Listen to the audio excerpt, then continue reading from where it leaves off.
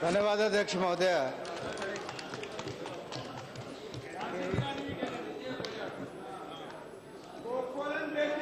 एक आवाज उस नौजवान की जब उसने मरने से पहले एक ब्लॉग लिखा, शहादत देने से पहले। कैप्टन पवन कुमार मात्र 22 वर्ष आयु, लेकिन जाने से पहले अंतिम लाइन जो लिखकर गए, अपने फेसबुक पर जो लिखा कि किसी को रिजर्वेशन चाहिए तो किसी को आजादी भाई, हमें कुछ नहीं चाहिए भाई बस अपनी रजाई। सीमा पर बैठा वो नौजवान देश की सेवा कर रहा था और दूसरी ओर लांस नायक हनुमंत थप्पा जी,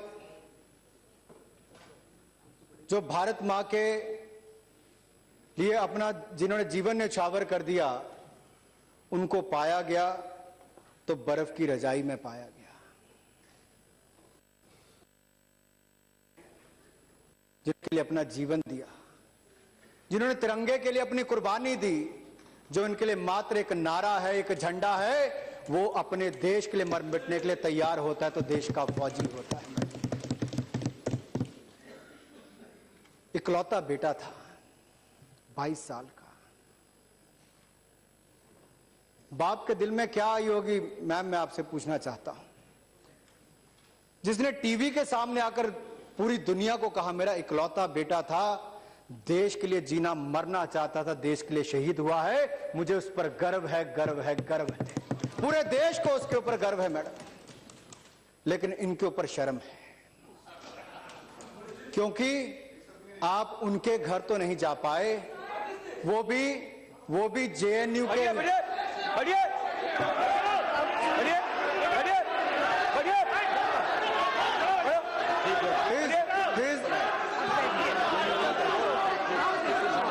मैडम, वो भी जेएनयू की डिग्री उनको मिली थी मैडम, क्योंकि यहां पर जेएनयू का नाम लिया गया। अगर जेएनयू की बात यहां पर की जा रही है मैडम, तो सच्चाई देश के सामने आनी चाहिए। ये केवल जेएनयू को बदनाम करने का प्रयास किया गया। मैडम, जेएनयू में माओवादी विचारधारा को समर्थन करने वाले हो सकते हैं, अलगाववादी को समर्थन करने वाले होंगे वहां पर, लेकिन मैडम यही कांग्रेस के नेता मैडम कैप्टन पवन कुमार के घर तक नहीं पहुंच पाए, लेकिन देश को तोड़ने वालों के पास जेएनयू में यही चले गए थे।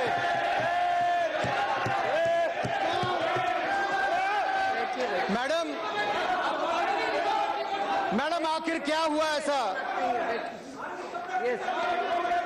मैडम ऐसा क्या हुआ आखिर? क्या हुआ 9 फरवरी को? प्लीज बैठिए। मुझे कोई अनकॉन्स्टिट्यूशनल, जहां श्रीनगर में जहां श्रीनगर में 22 फरवरी को 48 घंटे हमारे फौजी सैनिक भारत के लिए लड़ते हैं, भारत राष्ट्र के लिए लड़ते हैं, वहीं पर कांग्रेस के नेता राजनीति उन लोगों के लिए करते हैं। Sorry madam, madam I have not taken anyone's name. ये स्वयं समझदार है, मैंने किसी का नाम नहीं लिया, ये अपने आप नहीं लिया है।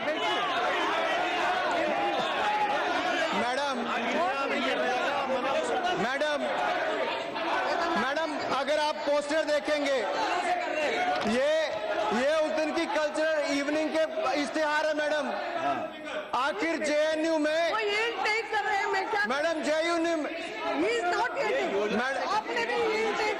मैडम मैडम जो इंटॉलरेंस की बात करते हैं, मैडम जो इंटॉलरेंस की बात करते हैं, जो थोड़ी देर पहले कहते थे इनकी आवाज बंद नहीं की जाती, अगर आपकी आवाज बंद नहीं तो मेरी आवाज भी बंद नहीं की जा सकती। हम आम आदमी रजवाड़ा परिवार से नहीं आए हैं, लेकिन हमारी आवाज भी बंद नहीं की जा सकती, हम भी सदस्य हैं सदन के। लेकिन मैडम अगर ये देखा जाए मैडम ये जो 9 तारीख के कल्चरल इवनिंग के नाम पर क्या क्या लिखा गया against the judicial killing of Afzal Guru and मकबूल भट्ट। लोकतंत्र के इस मंदिर में जहां मोदी जी चुनकर आते हैं तो वहां पर शीश झुकाकर उसका वंदन कर कर अंदर आते हैं। जिसकी सुरक्षा के लिए दिल्ली पुलिस के सुरक्षा गार्ड, हमारे यहाँ के माली और पार्लियामेंट के सुरक्षा गार्ड शहादत दे देते हैं, और जो उसको अंजाम देने वाला अफजल गुरु है, उनके नाम पर जो बड़ा बड़ा प्रोग्राम 9 तारीख को करते हैं, उनके साथ जाकर आपके नेता खड़े हो जाते हैं। हमें ये तय करना होगा, आपको ये तय करना होगा, आपको ये तय करना होगा, आप अफजल गुरु के साथ हैं, आप संसद पर हमला करने वालों के साथ हैं या संसद को बचाने वालों के साथ हैं। आपको ये तय करना होगा, जान लेने वालों के साथ या जान बचाने वालों के साथ हो, ये तय कांग्रेस पार्टी को करना होगा। मैडम, देश जवाब चाहता है, देश जवाब चाहता है, और आज दूध का दूध पानी का पानी हो जाना चाहिए। आज देश जवाब मांगना चाहता है। और मैं मैडम भावुक इसलिए भी हूं, मैं भावुक इसलिए भी हूं कि मेरे दादा फौजी थे, मेरे पिताजी ने इसी सदन में 1 रैंक 1 पेंशन का मुद्दा सबसे पहले उठाया, और हमारी सरकार है जिसने 1 रैंक 1 पेंशन का मुद्दे को भी पूरा किया है। आकर हमने देश के फौजियों के लिए, देश की सेना के लिए, देश के लिए अपनी जान न्यौछावर करने वालों के लिए भारतीय जनता पार्टी ने करके दिखाया। मैडम, राष्ट्रवाद की बात की जाए, मैं तो वापस उसी मुद्दे पर आता हूं। आखिर 9 फरवरी को ऐसा क्या हुआ मैडम? आखिरकार ये मशाल जुलूस किसके लिए? अफजल गुरु। कौन था अफजल गुरु? पोस्टर। मैं आपसे सवाल पूछता हूं, अरे कहां गए? कहां गए? चले गए? अभी तो मेरे सवाल ही शुरू नहीं हुए मैडम, अभी तो मेरे सवाल ही शुरू नहीं हुए मैडम, अभी तो मैंने सवाल ही शुरू नहीं किया। अब मैं जवाब किससे मांगू? लेकिन आपके माध्यम से मैडम, ये क्या हो रहा है? आई एम सॉरी मैडम, मुझे एक सवाल पूछना है, आपके माध्यम से सदन से पूछना है। मेरा अफजल गुरु शहीद है। अनुराग जी एक मिनट, मेरा आप सब लोगों से निवेदन, ये सेंसिटिव इशू आप सबने मिलकर चुना है चर्चा के लिए, सो सबको एक एक की बात सुनना पड़ेगी। जो स्पीकर को मैं कहूंगी, आई एम सॉरी, ये एलिगेशन होना, नो आई एम सॉरी, आप अपने बारे में जवाब दे सकते हैं मगर नो इंटरफियरेंस, किसी का भी रिकॉर्ड नहीं जाएगा, जो बोलेगा केवल वही बात रिकॉर्ड जाएगी। Please don't try to do this. आपने विषय चुना है, सबको मालूम था कि सेंसिटिव इश्यू है, ये होना है, अब थोड़ा सुनना पड़ेगा। आपकी जब बारी आएगी, you can give a reply. अगर कोई गलत बात बोली जाएगी तो मैं रिकॉर्ड से निकाल दूंगी। I will go through record if there is anything. Madam 9 तारीख के वो इश्तिहार बताते हैं और ये प्रश्न चिन्ह खड़ा होता है देश के सामने कि अफजल गुरु कौन था। और इसमें मैडम ये सवाल आज देश जानना चाहता है, और मैं कांग्रेस अध्यक्षा से पूछना चाहता हूं आपके माध्यम से, क्या अफजल गुरु आतंकवादी था या नहीं था? क्या जिसकी शहादत के नाम पर प्रोग्राम ऑर्गेनाइज किया गया, वहां पर राहुल गांधी उस डीएसयू के लोगों के साथ क्यों खड़े थे? देश सवाल पूछना चाहते हैं। इस लोकतंत्र पर हमला करने वाले के साथ आपका नौजवान नेता क्यों खड़ा था? इसका जवाब देश पूछना चाहता है, इसका जवाब आपको देना होगा। इस सवाल से आप भाग नहीं सकते। इस पर लिखा है, अफजल तुम्हारे अरमानों को हम मंजिल तक पहुंचाएंगे।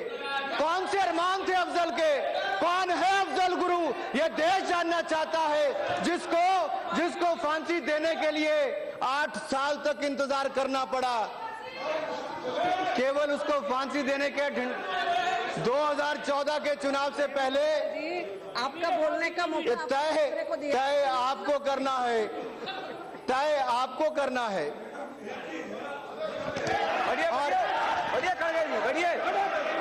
और मैडम ये जो प्रोग्राम ऑर्गेनाइज करने वाले थे, ये संस्था डेमोक्रेटिक स्टूडेंट यूनियन, अगर ये मैडम डेमोक्रेटिक स्टूडेंट यूनियन जो संस्था है, आखिर कौन सी संस्था है ये? मैडम मुझे इतना जरूर पता है मैडम, तथ्य देख लेंगे। मैडम आखिरकार डेमोक्रेटिक स्टूडेंट यूनियन संस्था क्या है डीएसयू? ये सवाल भी देश के सामने खड़ा होता है। आखिर जिनके साथ जाकर राहुल गांधी जी कंधे से कंधा लगाकर बगैर सोचे किक मार के वहां पर मोटरसाइकिल गाड़ी में पहुंचे थे, सॉरी, और जब वहां पर पहुंचे तो वहां पर जाकर किनके साथ बैठे? डीएसयू के। डीएसयू क्या है? अगर आप 2014-18 फरवरी का प्रश्न देखें जो एटी नाना पाटिल ने इसी लोकसभा में पूछा, और आरपीएन सिंह उस समय गृह राज्य मंत्री थे, इन्हीं की पार्टी के, राहुल जी के शायद अभी सदन में नहीं है, लेकिन उसमें लिखा है, उसमें प्रश्न पूछा गया था कि ऐसी कौन कौन सी संस्थाएं हैं, मैं बहुत लंबा उसमें नहीं कर रहा, जो नक्सलवादियों को समर्थन करती हैं। उसके जवाब में उन्होंने कहा, on occasions during operations by security forces the CPI Maoist underground cadre shift to softer areas including urban areas looking for safer hideouts. On such occasions, the overground front organization provides safe hideouts to the armed cadres. They are also adept at dissemination of propaganda and disinformation to demonize the state and the security forces. The list of the active frontal organization of the CPI Maoist operating in the country is annexed. उसमें क्या है? हर जगह DSU से लेकर उन संस्थाओं के नाम है जिनके साथ जाकर राहुल गांधी जी जेएनयू में बैठे थे।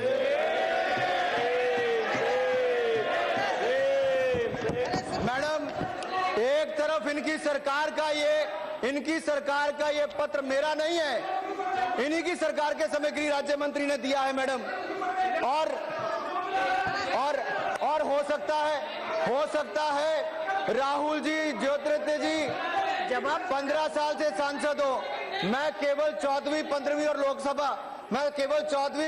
16वीं लोकसभा के सदस्य के रूप में मैंने भी सदन को देखा है। सलीम भाई, आप उन 5 सालों में नहीं थे, आप चुनकर नहीं आए थे, आप नहीं थे 14वीं सदस्य।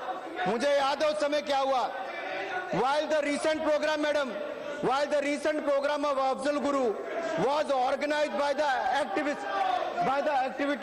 activists of DSU, JNUSU, Jawaharlal Nehru University Students Union, President Kanhaiya Kumar, vice president ASI से हैं, और एक और वाइस प्रेसिडेंट है AISA से है। ये कौन संस्थाएं हैं?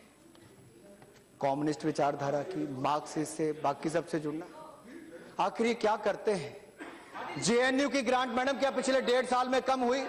मैं चाहूंगा स्मृति जी उस समय भी जवाब दें।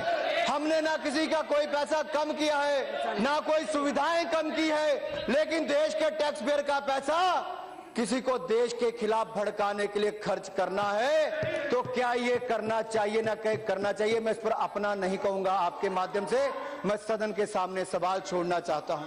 टैक्स पेयर पूछता है कि पैसा मेरा काटते हो, सब्सिडी वहां पर देते हो, लेकिन तिरंगे झंडे को अपमानित करने वाले, देश के सैनिकों को अपमानित करने वालों को क्या हम वहां बिठाकर इकट्ठा करके रखोगे? मैडम ये नहीं चलेगा। और यही नहीं मैडम, अगर आप इसके बाद देखें मैडम, वहां पर नारे क्या लगे थे? नारे लगे, कश्मीर की आजादी तक जंग रहेगी, भारत की बर्बादी तक जंग रहेगी। बंदूक आगे क्या कहा सुनिए, अभी तो 6 हैं, 6-7, मैं 25 में से 6 सुनाऊंगा। बंदूक के दम पर लेंगे आजादी, बंदूक के दम पर मैडम। और किसकी आजादी? Go India go back, Indian army मुर्दाबाद।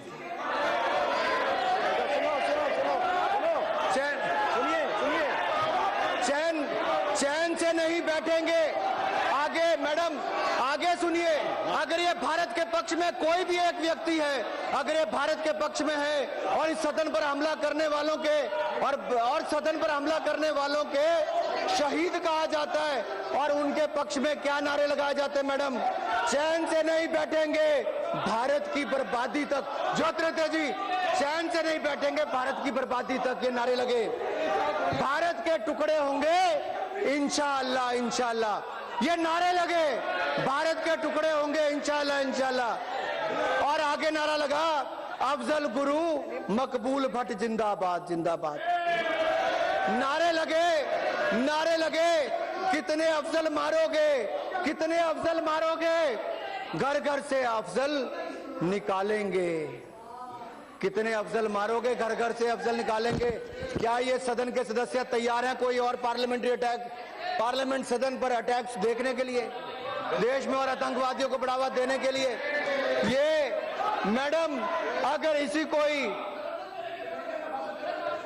कोई फ्रीडम ऑफ एक्सप्रेशन कहा जाता है, अभिव्यक्ति की आजादी कहा जाता है, तो दुर्भाग्य है, ये अभिव्यक्ति की आजादी नहीं है मैडम। और कोई भी अपने देश को तोड़ने के लिए ऐसी देश विरोधी ताकतों को आगे आने का कोई मौका नहीं देंगे। आपने कहा, उन्होंने भी कहा कि भारत के टुकड़े होंगे, भारत के टुकड़े होंगे इंशाअल्लाह इंशाअल्लाह। मैडम, ये भारत के टुकड़े होने का इंतजार कर सकते हैं, हम अपने टुकड़े करवा देंगे, लेकिन भारत के टुकड़े नहीं होने देंगे, हम नहीं होने देंगे मैडम। मैं इसलिए कहना चाहता हूं मैडम, ये मैंने केवल सदन में कहने की बात नहीं, अगर आप जुलाई 2010 की रिकॉर्डिंग इसी सदन की निकाले मैडम, इसी सदन की, जुलाई 2010 की, कश्मीर में पथराव चल रहा था, 2000 से ज्यादा सैनिक घायल हो गए, तब भी ये सत्ता में थे, आप लोग उस समय सत्ता में थे, 2000 सैनिक घायल हुए, आपकी सरकार ने कुछ नहीं किया। लेकिन मैं विपक्ष में था, मैं भारतीय जनता युवा मोर्चा का अध्यक्ष था, इंडिया फर्स्ट का नारा देके पूरे देश का भ्रमण किया, कलकत्ता से कश्मीर की यात्रा, राष्ट्रीय एकता यात्रा की, और मुझे गिरफ्तार किया आपकी सरकार ने मैडम। इनकी सरकार ने मुझे भारत में तिरंगा झंडा फहराने के लिए गिरफ्तार किया, केवल मुझे नहीं, सुषमा जी को, अरुण जेटली जी को, जो विपक्ष के नेता थे, जम्मू की जेल में हमें 26 जनवरी को वहां पर गिरफ्तार करके डाला गया। ये कहेंगे कश्मीर की बात। सोनिया जी, मैं आपसे पूछना चाहता हूं मैडम, मैं आपके माध्यम से पूछना चाहता हूं, जवाहरलाल नेहरू यूनिवर्सिटी, नाम तो नेहरू जी का है,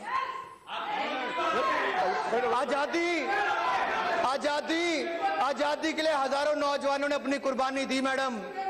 पहला देश का प्रधानमंत्री बनने का मौका मिला तो जवाहरलाल जी को मिला, हमें इससे कोई दिक्कत नहीं है। देश ने आपके परिवार को बहुत लंबा मौका दिया मैडम। उसी यूनिवर्सिटी में जहां देश के पहले प्रधानमंत्री के नाम पर है, उन्हीं के परिवार का सदस्य जाता है और देश विरोधी ताकतों के साथ जाकर बैठता है। बड़ा दुख होता है मैडम। पूरा देश सोचता होगा मैडम, 60 वर्ष इनको सत्ता में आने के लिए दिए, 60 वर्षों में जिस परिवार ने राज किया मैडम, इनके लिए फैमिली फर्स्ट मैडम, इनके लिए family first, party next, nation last, ये इनका नारा है। हमारे लिए nation first, party next, self last, ये हमारा नारा है मैडम। और मैडम, मैं एक बात आपके माध्यम से जरूर कहना चाहता हूं, अध्यक्ष महोदय, मैं सोनिया जी और राहुल जी को कहना चाहता हूं मैडम जी, भारत सरकार और भारत में अंतर है मैडम, भारत सरकार और भारत में अंतर है।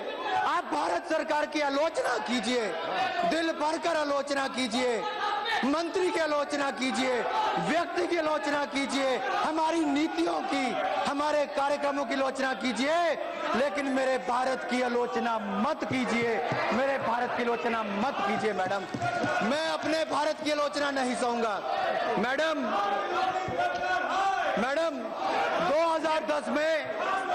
2010 में दांतेवाड़ा में सीआरपीएफ के 76 जवान शहीद हुए। मेरी कॉन्स्टिट्यूएंसी के 2 नौजवान, उसकी पत्नी मैडम, पेट में बच्चा था, रो रही थी, इनको नहीं पता उसके ऊपर क्या बीती। 76 नौजवान सीआरपीएफ के दांतेवाड़ा में मारे गए मैडम। पूछिए उनके ऊपर क्या बीती होगी, परिवारों के ऊपर। उनके परिवार गम में थे, लेकिन यही डेमोक्रेटिक स्टूडेंट यूनियन और ये बाकी कम्युनिस्ट संगठन यहीं पर मैडम जवाहरलाल नेहरू यूनिवर्सिटी में जश्न मना रहे थे दांतेवाड़ा में मरे। पानी पानी मैडम मैडम मैडम दांतेवाड़ा के शहीदों के मरने पर जश्न मनाया जाता है, उनकी शहादत पर। याकूब मेनन, अफजल गुरु, मकबूल भट्ट, इनको शहीद दिखाया जाता है मैडम। अरे इंटॉलरेंस यही है, बैठो यहाँ पे। ये एक अकेला मैडम इसी सदन में कांग्रेस सरकार के पूर्व मंत्री ने, गृह मंत्री उस समय, मैडम देखिए मैडम उस समय कहा गया क्या पॉइंट ऑफ ऑर्डर है? व्हाट इज मैडम कांग्रेस के एक पूर्व मंत्री ने कहा, एक मिनट, क्या रूल नंबर? और यूपी के चुनाव में कहा कि बाटला हाउस कांड, मैडम बाटला हाउस कांड के समय, मैडम एक मिनट, बाटला हाउस कांड के समय सोनिया जी उन नौजवानों के मरने पर फूट फूट कर रोई थी। प्लीज बैठिए ना। पॉइंट ऑफ ऑर्डर क्या? पॉइंट ऑफ ऑर्डर क्या है? Adhyaksha Mahoday, point of order, Rule 353. No allegation of a defamatory or incriminatory nature shall be made by a member against any person unless the member has given to the speaker and also to the minister concerned, so that the minister may be able to make an investigation for the purpose of the reply. Provided the speaker may prohibit any member from making any such allegation if the speaker is of the opinion that such allegation is derogatory to the dignity of the house, so that no public interest is served. The fact that he has, I may know, Adhyaksha Mahoday, the fact that he has made a derogatory allegation against the Vice President of the Congress Party, that he was present to support anti-national activities, which is completely against what the truth is. Adhyaksha Mahoday, no point of order. I'm sorry. Adhyaksha Mahoday, the very fact that he has made that allegation, derogatory allegation, which is the furthest from the truth, it must be expunged from the record. Yeah, it must be expunged from the record, madam. Madam, it must be expunged from the record. No. Adhyaksha Mahoday, Everybody. Adhyaksha Mahoday, it must be expunged from the record. Adhyaksha Mahoday, the fact that he said to the Vice President of the Congress. I will see. Madam Speaker,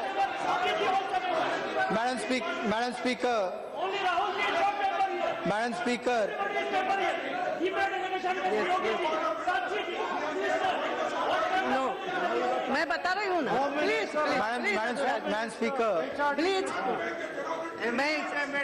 कोई एक minute आप सुनिए, बैठिए।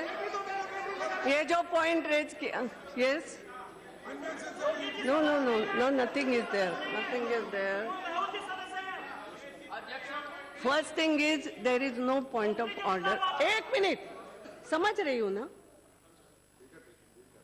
No point of order. एक बात ये है, मैंने पहले ही कहा सेंसिटिव इशू, आपने भी कई सारे लोगों के नाम लिए, ये सदन में मौजूद।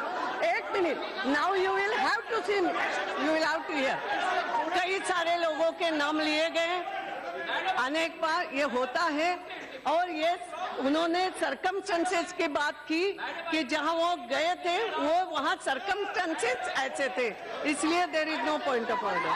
Thank you, Madam Speaker. Madam, through you, I want to know from Mr. Rahul Gandhi, if 1975 emergency defined Congress Party's democratic values, and doesn't he find a parallel between Srimati Indira Gandhi and Hitler? और ये freedom of speech की बात करते हैं। उस समय जो emergency के समय देखा गया, मीडिया के मित्रों को जेल में बंद कर दिया गया, नेताओं को जेल में बंद कर दिया गया, आम आदमी को जीने के लिए किस तरह का माहौल खड़ा कर दिया।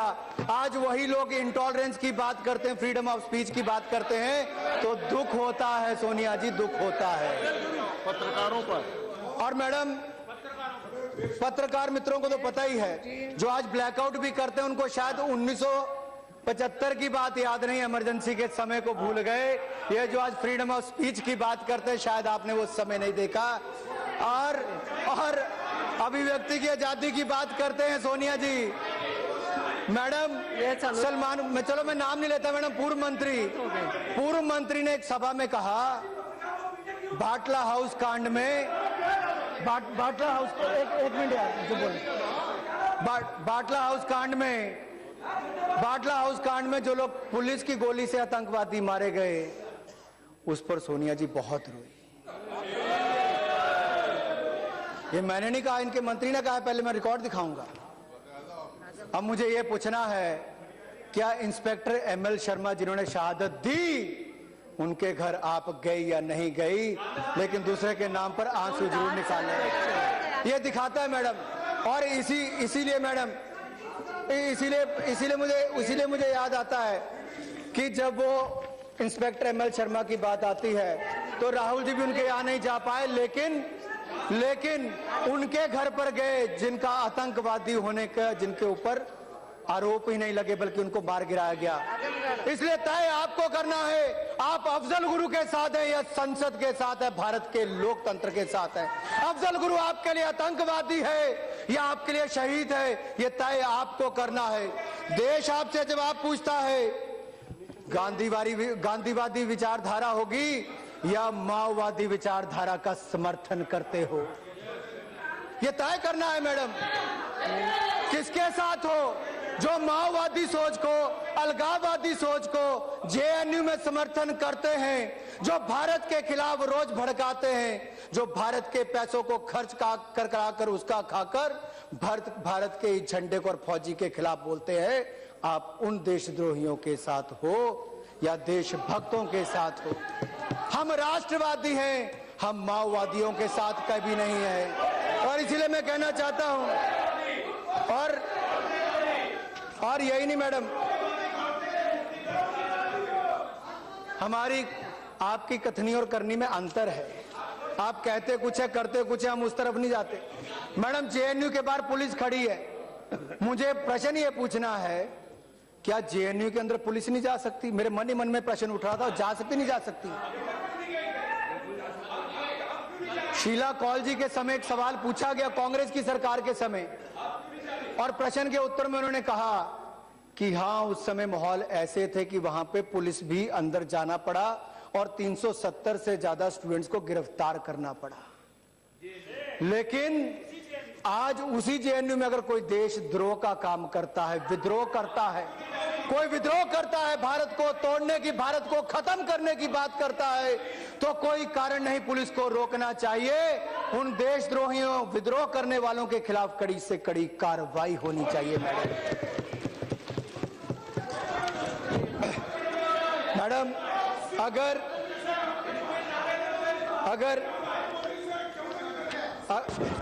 ये मेरा कहा हुआ नहीं है, ये आपकी सरकारों के मैं पूरे रिकॉर्ड निकाल कर लाया हूं, एक रिकॉर्ड, कि आप सत्ता के समय आपके आरपीएन सिंह जी कहते थे कि डीएसयू सीपीआई माओइस्ट का फ्रंट है, जो माओवादियों को यहां पर रहकर शायद देता है समर्थन, उनकी विचारधारा को आगे बढ़ाता है। उसी माओवादी विचारधारा को आगे बढ़ाने के लिए राहुल गांधी जी उनके साथ जाकर खड़े होते हैं, तो ये प्रश्न चिन्ह खड़ा करता है। और ये प्रश्न खड़ा करता है, क्यों खड़े हुए उनके साथ, डीएसयू के साथ, एआईएसएफ के साथ, एआईएसए के साथ, इन कम्युनिस्ट विचारधारा की पार्टियों के साथ। मैडम देश सवाल पूछ रहा है और बार बार बड़े वाले, मैडम देश बार बार सवाल पूछ रहा है कि आखिरकार, और मुझे तो मैडम आश्चर्य इस बात का हुआ, पता नहीं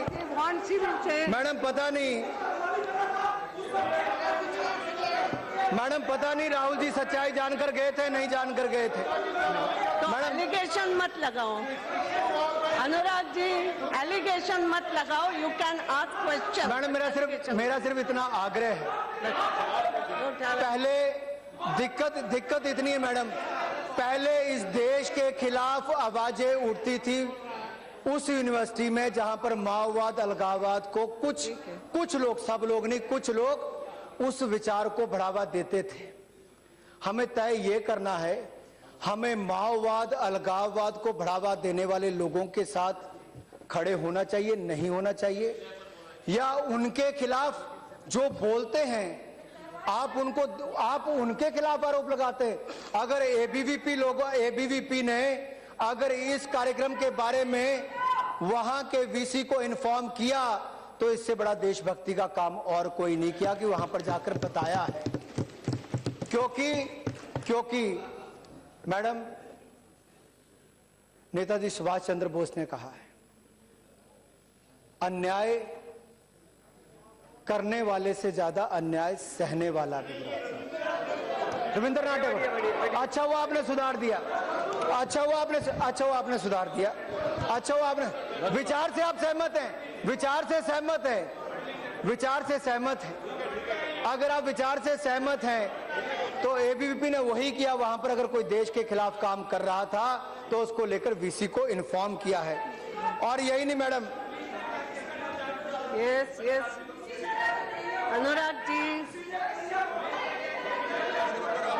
अनुराग जी कंप्लीट। आपका समय आएगा बोलने का, क्योंकि राहुल जी सदन के बाहर कह रहे थे अंदर बोलने का मौका नहीं दिया जाएगा। बिल्कुल दिया जाएगा, बोले, हम सुनने के लिए तैयार हैं। अनुराग जी, आप स्पीकर की तरफ करके अपना भाषण कंप्लीट कीजिए प्लीज। यस मैडम, आज देश के सामने प्रश्न और हम सबके सामने प्रश्न ये है जी, क्योंकि जिस व्यक्ति के नाम पर वहां पर प्रोग्राम हो रहा था उसका नाम अफजल गुरु है। उस अफजल सिंधिया जी कह रहे उसको अरेस्ट करो, उनको फांसी होगी, उनको कहां से अरेस्ट करें? सिंधिया जी कहते उसको अरेस्ट करो, उनको फांसी हो चुकी है। उनको फांसी हो चुकी है। आप मैडम कश्मीर की समस्या की बात वहां पर उठाई जाती है। कश्मीर की समस्या किसकी तो है? और इनके प्रवक्ता तो उसको अफजल गुरु जी कहते थे, कांग्रेस के प्रवक्ता। जो आतंकवादी है उसको शहीद का दर्जा दिया जाता है। जो कश्मीर की समस्या नेहरू जी की दी हुई है, 67 वर्षों तक देश उसको भुगत रहा है। मैडम, देश ये जवाब मांगना चाहता है। 67 वर्षों तक हमने कश्मीर की समस्या को, आपने जो समस्या बनाकर रखी है, देश उसको, कश्मीर भारत का अभिन्न अंग है। हम अभिन्न अंग मानते हैं। आप मानते हो कि नहीं मानते? मैं आपसे सवाल पूछना चाहता हूं, क्या is Kashmir integral part of India और नॉट? वो तो पार्लियामेंट, मैडम, सदन ने पास किया है, लेकिन जेएनयू के स्टूडेंट यूनियन कहती है कि नहीं है। उसके साथ जाकर आप खड़े होते हैं, कन्हैया के पक्ष में आप बोलते हैं, तो आप क्या उसी विचार को फिर बढ़ावा देते हैं जो नेहरू जी उस समय क्या कहते स्पेशल स्टेटस के लिए? आज स्थिति क्या है मैडम? जो लोग कहते हैं कि इसके टुकड़े टुकड़े कर देंगे देश के, राहुल जी कौन से टुकड़े पर राज करना चाहोगे बता दीजिए। किस टुकड़े का इंतजार कर रहे हो? इतना दर्द है आपको कि हम सत्ता में आ गए। अरे हम सत्ता में सेवा करने के लिए आए हैं, आप देश के टुकड़े करने पर आ गए। इस बात का दुख है हमें, इस बात का दुख है। उन ताकतों का समर्थन करते हो। मैडम, मैं अपनी बात को समाप्त कर रहा हूं। मैं केवल यही कहना चाहूंगा, अगर देश के 16 टुकड़े please Anurag ji. Madam, let them, मैं खत्म करने वाला madam. Nothing is going on. Please madam, अगर देश के 16 टुकड़े नहीं होने देना गलत है तो हाँ, हम गलत हैं। अगर देश में ही देश के खिलाफ नारे देने वालों के खिलाफ बोलना अगर गलत है तो हाँ, हम गलत हैं। अगर इस देश की संसद को बचाने वाले उन शहीदों के खिलाफ अन्याय होने देना गलत है तो हम गलत हैं। अगर आतंकवादी और सेपरेटिस्ट मूवमेंट के खिलाफ लड़ना गलत है तो हाँ, हम गलत हैं। अगर देश का नाम खराब नहीं होने देना गलत है तो हाँ, हम गलत हैं। लेकिन हम वो कोई गलत काम नहीं करेंगे जिससे देश के टुकड़े टुकड़े हो जाए। ना हम उन लोगों के साथ खड़े होंगे जो इस देश को बर्बाद कर दे।